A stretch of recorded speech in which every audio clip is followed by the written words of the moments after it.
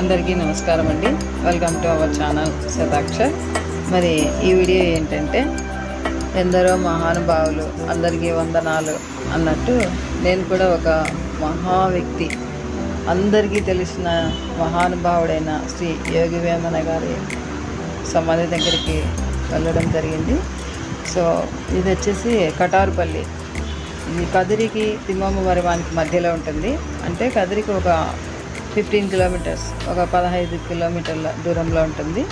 ఎవరైనా కదిరి నరసింహస్వామిని దర్శించుకోవడానికి వచ్చినప్పుడు ఈ కటారుపల్లికి కూడా వెళ్ళి గొప్ప వ్యక్తి అయిన యోగి వేమన గారి జీవ సమాధిని కూడా దర్శించండి.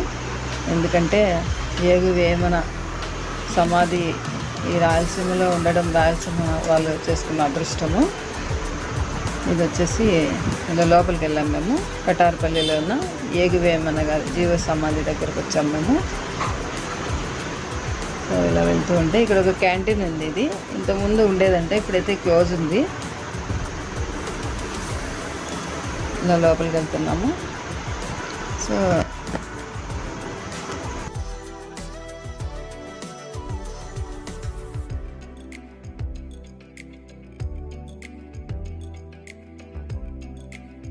ఈ యోగి వేమన గారి సమాధి కటారుపల్లి, గాండ్లపెంట మండలం కటారుపల్లిలో 1789 ప్రాంతంలో జీవ సమాధి అయ్యారని ఈ ఊరి వారు వేమన గుడి కట్టి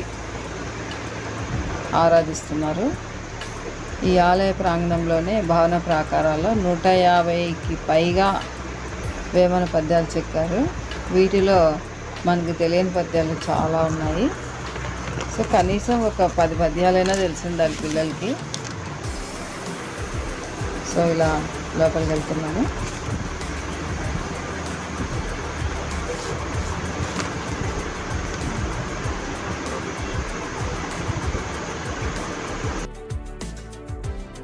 నేను జీవ సమాధి అంటే ఏదో చిన్నగా ఉంటుంది అనుకున్నాను, కానీ లోపలికి వెళ్ళి చూస్తే చాలా పెద్దగా కట్టించారు. గుడి కూడా చుట్టూ అంతా పద్యాలతో నింపబడింది గోడలన్నీ.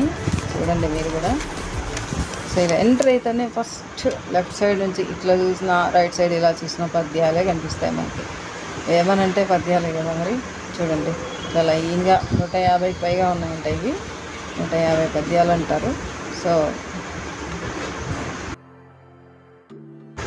ఇదంతా ప్లేస్ అన్నమాట. చూడండి ఎంటర్ అయితేనే రైట్ సైడ్ లెఫ్ట్ సైడ్ కూడా పద్యాలతో నింపబడింది. అన్నీ చెక్కించినారు. ఇలా ఎన్ని పద్యాలు ఉన్నాయో అసలు. ఇట్లా మొత్తం ఇట్లా లైన్గా ఉంటాయి.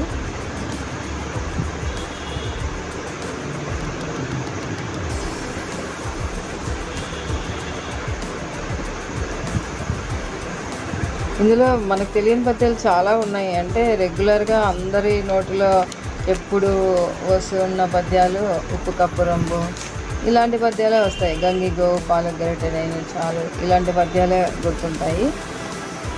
కానీ తెలియనివి చాలా ఉన్నాయి. సో ఇలా వస్తూ ఉంటే నాకే ఆశ్చర్యం వేసింది. అయ్యో ఇన్ని పద్యాలు నాకు కనీసం ఒక 15 తెలుసుంటాయి అంతే. సో పిల్లలు కూడా పద్యాలు నేర్పించాలి. పిల్లలు కూడా పద్యాలు 5th క్లాస్ కంప్లీట్ అయ్యేలోపు నేర్పించాలి.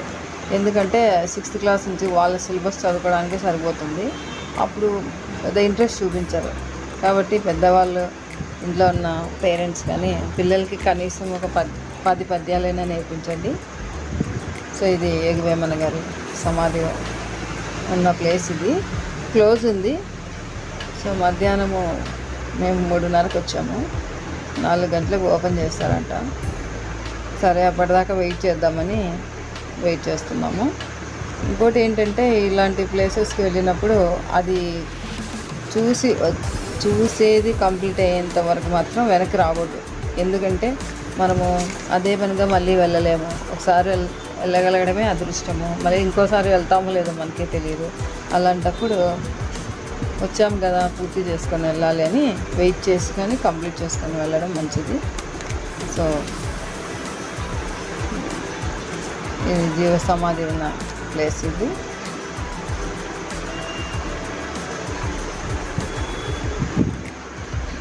చుట్టూ ఒకసారి చూద్దామని అలా వీడియో తీశాను. నేనైతే చాలా సంతోషంగా ఉన్నాను. ఎందుకంటే అంతటి మహా గొప్ప వ్యక్తి యొక్క సమాధి చూడడం కూడా ఎంత అదృష్టం చేసి ఉండాలి. అందరికీ అదృష్టం రావడం కష్టము. సో వచ్చిందంటే మాత్రం ఛాన్స్ వదులుకోద్దండి. ఖచ్చితంగా ఈ ప్రాంతంలో కదిరి టు తిమ్మమ్మ మరిమాన్ వెళ్తున్నప్పుడు కటారుపల్లిలో ఉన్న వేమన గారి జీవ సమాధిని కూడా దర్శించుకోండి. ఎందుకంటే మనము వేమన గారు ఉన్న కాలంలో మనం ఉండిండము. కనీసం ఆ ప్రాంతంలో ఆయన తిరిగారు కాబట్టి మనము ఆ పాదదర్శనం అన్నా చేసుకోవచ్చు. సో ఇదంతా వేమన గారి జీవ సమాధి ఉన్న ప్లేస్ చుట్టూ ఉన్నవి. సైడ్ మొత్తం అన్ని పద్యాలు ఉన్నాయి. 150కి పైగా ఉన్నాయి. నాకైతే మాత్రము అందులో ఒక 15-20 తెలుసు అంతే, అంతకంటే ఎక్కువ తెలియదు నాకు. అందుకనే జస్ట్ అలా అన్నీ మొత్తం తీసుకున్నాను. ఒకసారి చూద్దాం ఏమేమి పద్యాలు ఉన్నాయని. నేనైతే మొత్తం పద్యాలన్నీ చదువుకుంటూ వెళ్ళాను అనమాట.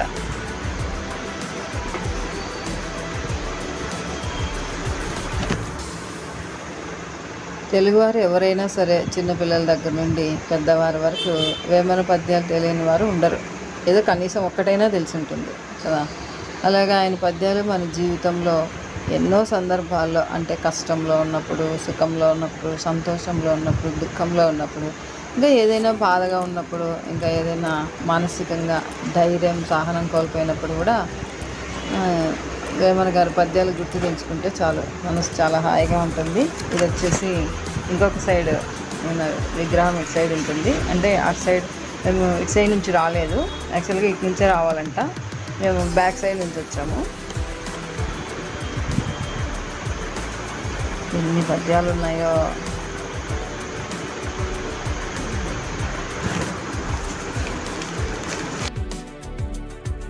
ఆ ఊరిలో వాళ్ళకి మాత్రం వేమన గురించి ఒక్క విషయం, ఒక్క ప్రశ్న అడిగితే చాలు, ఎంతసేపు అయినా చెప్తారు వాళ్ళు వేమన గురించి. మనకు వినడానికి పోతుందల్లా అంత ఇష్టం అనమాట ఆ ఊరి వాళ్ళకి.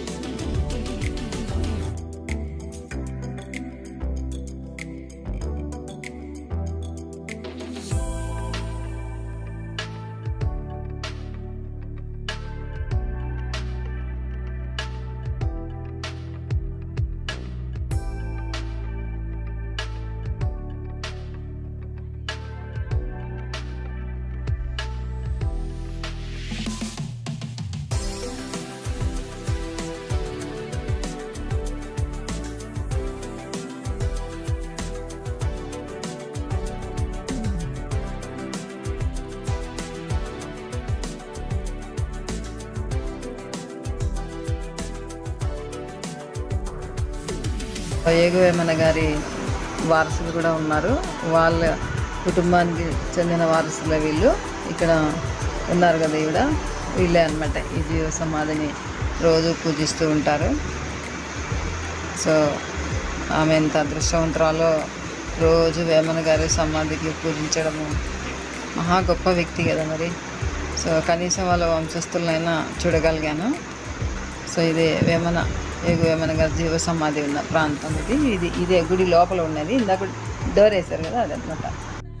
సో ఇదన్నమాట వీడియో నచ్చినట్లయితే లైక్ చేయండి. ఫస్ట్ టైం చూస్తున్న వాళ్ళైతే సబ్స్క్రైబ్ చేసుకోండి. Thank you for watching. Bye.